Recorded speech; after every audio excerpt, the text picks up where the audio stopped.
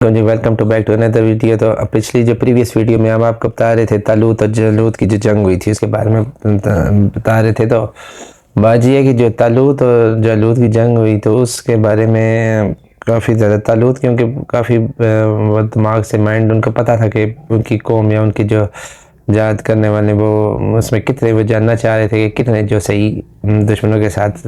لڑیں گے اور کتنے کمزور ہوں گے، تو انہوں نے اس کی ایک ترکیب بھی کی ہے جو آگے آپ کے ساتھ ڈسکس کریں گے۔ تو اگر آپ کو میری یہ ویڈیوز اچھی لگتی ہوں تو لائک اینڈ شیئر کریں، چینل کو لازمی سے سبسکرائب کریں۔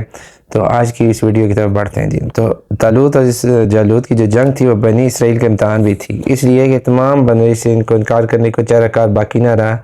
تو وہ چلے ان کے ساتھ گئے۔ تو طالوت نے کیونکہ وہ دیکھ لیا تھا کہ یہ فلسطینی کے مقابلے کے لیے نکلے، جب بنی اسرائیل طالوت کی سرکردگی میں روانہ ہوئے تو بنی اسرائیل کی آزمائش کا ایک اور مرحلہ پیش ہے۔ وہ یہ کہ طالوت نے سوچا کہ جنگ کا معاملہ کیونکہ بے حد نازک ہوتا ہے تو اس لیے کیوں نہ کیا جائے کہ ان کا امتحان لے لیا جائے۔ تو انہوں نے کہا کہ اپنی قوم سے کہا کہ تم لوگ اس طرح کرو کہ فرض ایسے نہ کاٹ کے اللہ کا دی، کیونکہ یہاں ظاہر سی بات ہے جو ایسے لوگ ہوتے ہیں اگر وہ کسی بھی گروپ یا کسی بھی لشکر میں ساتھ ہوں تو وہ آبویسلی اس کو بڑے زیادہ مسائل کا سامنا کرنا پڑتا ہے۔ تو انہوں نے فیصلہ کیا کہ اس طرح کیے جائے۔ تو انہوں نے ان کی کرنے کے لیے انہوں نے کہا کہ اگر کوئی شخص معمولی پیاس پر بھی صبر پر قدرت نہیں کرتا تو وہ جہاز سے نازم معاملے پر کس طرح ثابت قدم رہ سکتا ہے۔ چنانچہ جب یہ گروہ ایک ندی کے کنارے پہنچا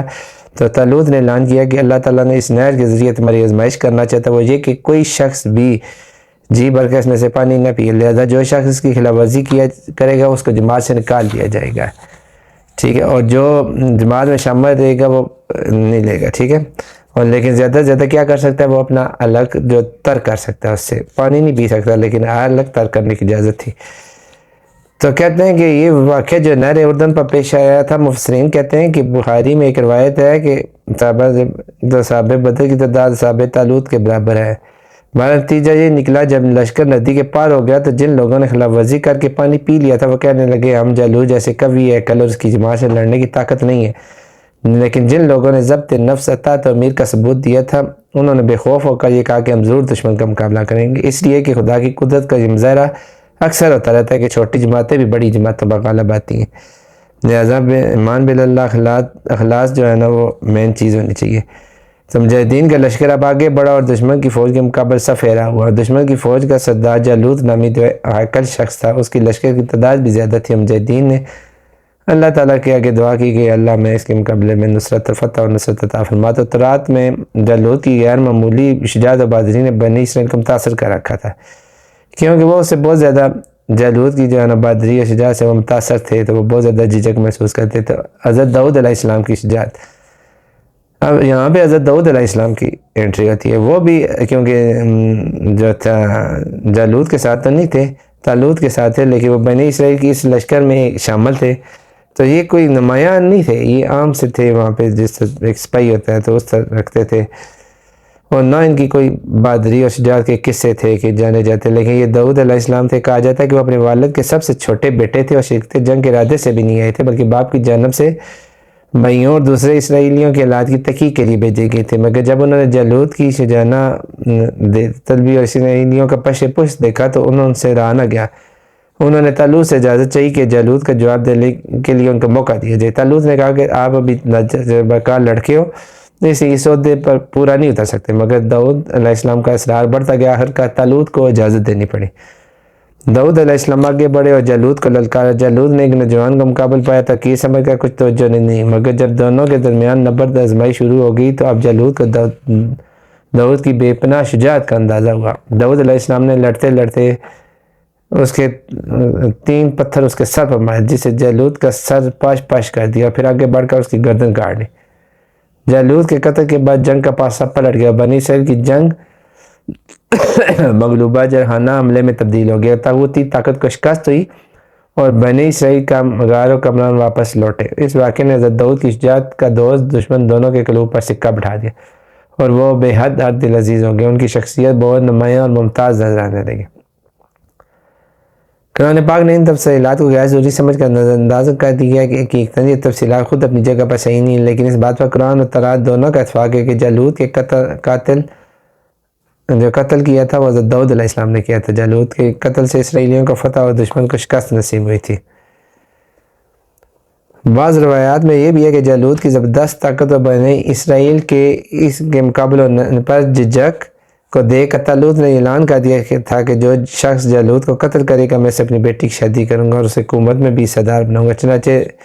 جب داؤد علیہ السلام نے جالوت کو قتل کر دیا، طالوت نے وفائے عہد کے پیش نظر اس کے ساتھ اپنی لڑکی میکال کی شادی کر دی اور حکومت میں بھی حصہ بنا دیا۔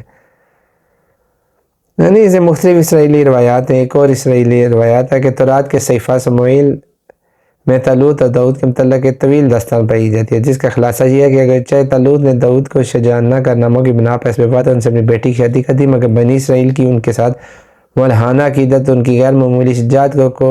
کو اس نے اچھی نظر سے نہ دیکھا۔ اس کے دل میں ان کی جانب سے آتش بغض و حسد بڑک اٹھی، مگر اس نے اس کو پوشیدہ رکھا اور اندر ایسی ترکیبیں کرتا رہا جسے داؤد کا قصہ پاک ہو سکے۔ باپ کے خلاف طالوت کے لڑکے اور لڑکی داؤد کے ہمدرد رہے، یعنی کہ وہ کہتے ہیں کہ اس کے بعد وہ ہونا پڑا۔ اس وقت آخر کار اس نے علیہ السلام داؤد کی مخالفت شروع کر دی اور داؤد یہ دے کر اپنی بیوی اور سالے کی پناہ لے کے فلسطین کے ایک قصبہ میں طالوت کے دشمن کی یہاں پناہ لے۔ اسرائیلیوں کی اس باہمی ورزش سے دشمنوں نے فائدہ اٹھایا، انہوں نے فوج کشی کر کے اسرائیلیوں کو سخت ہزیمت دی، یعنی کہ انہوں نے پھر پیچھے سے حملہ کر دیا اور ان کو سخت طریقے سے ہرا کے ان پہ پھر جو ہے نا اپنی حکومت قائم کر لی۔ تو یہ پوری داستان جو تھی حضرت سموئیل علیہ السلام کے صحیفے سے ماخوذ ہے، مگر صدیق کی وجہ سے ثابت سیر نے بھی یہ اسرائیلی داستان کو اسلامی روایات کی طرح بیان کیا تھا کہ حضرت داؤد کی جو مناقبت سورۃ بقرہ کی آیت میں مذکور ہے، اس داستان کو اس تفصیل میں بیان کر دیا گیا۔ معلوم نہیں کہ گزشتہ دور میں اسرائیلیات کی نقل کا اس قدر ذوق کیوں پیدا ہو گیا۔ یہود جن داستانوں کو اپنی گمراہی اور غلط روی کی تائید کے لیے گڑھا تھا، ان کو بھی اسلامیات میں شامل کرنے سے احتیاط نہیں برتی گئی۔ خیر، قرآن پاک میں یہ بہت زیادہ بڑا واقعہ تھا، تو میں نے کوشش کی ہے کہ اس کی آپ کو 3 ایپیسوڈ میں اس کو جو ہے نا کر سکوں، لیکن پھر بھی میں اس کا پوری طرح اس طرح احاطہ نہ کر سکا۔ لیکن کہنے کا مطلب یہ ہے کہ یہ جو پیارے نبی تھے، انہوں نے بھی یہی کوشش کی کہ کسی طریقے سے آگے وہ پھر حضرت داؤد علیہ السلام کی کس طرح ہے، پھر ان کو نبوت سے عطا کی گئی۔ تو بعد میں یہ بہت زیادہ سلسلہ آگے بڑھتا رہا، کہنے اسی طرح نبی آتے گئے، اور جو بھی ایک اچھا انسان، نیک انسان ہوتا تھا، اس کو قوم کی ہدایت کے لیے مقرر کر دیا جاتا تھا جب پچھلا چلا جاتا تھا۔ تو اللہ پاک نے اس طرح پچھلی قوموں پہ بے شمار نبیوں کو اتارا اور بے شمار نبیوں کے ذریعے علم و تحقیق اور ادب دیا قوموں کو، لیکن انہوں نے بہت زیادہ جو ایسی قومیں تھی جو نہ مانی، جنہوں نے باتیں اپنے پیغمبروں کی، اور وہ ذلیل اور رسوا ہوگی اور دنیا اور آخرت میں تباہی اور بربادی ان کا مقدر بنی۔ تو ان واقعات سے سیکھنے کی بہت زیادہ ہمیں ضرورت ہوتی ہے۔ تو یہ واقعات جو بیسیکلی ہمیں یہ سکھانے کے لیے آتے ہیں کہ ہم بھی جو یہ پچھلے پیغمبروں اور نبیوں نے جو اپنی قوموں کو اچھی باتیں سکھانے کی کوشش کی، جس طرح سمجھانے کی کوشش کی، جس طرح دانشمندی سے ان کو لے کر وہ چلے، وہ واقعات جب ہم پڑھیں تو ہمارے اندر بھی حوصلہ پیدا ہو کہ ہم اپنے روزمرہ کے معاملات میں، اپنے ملکی معاملات میں، اپنے دینی معاملات میں ان چیزوں کو ساتھ لے کے چلیں کہ جسے اللہ تعالیٰ خوش ہو اور اللہ تعالیٰ کے نبی بھی خوش ہوں، کیونکہ ہمارے پیارے نبی صلی اللہ علیہ وسلم نے ہمیں وہ تعلیمات ساری دے دی ہیں، الحمدللہ، شکر الحمدللہ رب العالمین۔ لیکن ہمارے لیے تمام پیغمبروں کو ماننا اتنا ہی ضروری ہے، یعنی کہ اگر ہم ان کو نہیں مانتے ہم دائرہ اسلام سے خارج ہو جاتے ہیں۔ تو یہ جو ان کے واقعات ہیں یہ ہمارے لیے بہت زیادہ موٹیویشن ہوتے ہیں۔ تو اللہ پاک ہم سب کو ہدایت دے اور ان سب برائیوں سے بچنے کی ہمیں توفیق دے جو برائیاں ہمارے اندر پیدا ہو جاتی ہیں ان معاملات کے نتیجے میں۔ تو ملتے ہیں جی کسی نیکسٹ ویڈیو میں۔ اگر آج کی ویڈیو آپ کو اچھی لگی ہو لائک اینڈ شیئر کر دیں، چینل کو سبسکرائب کر دیں۔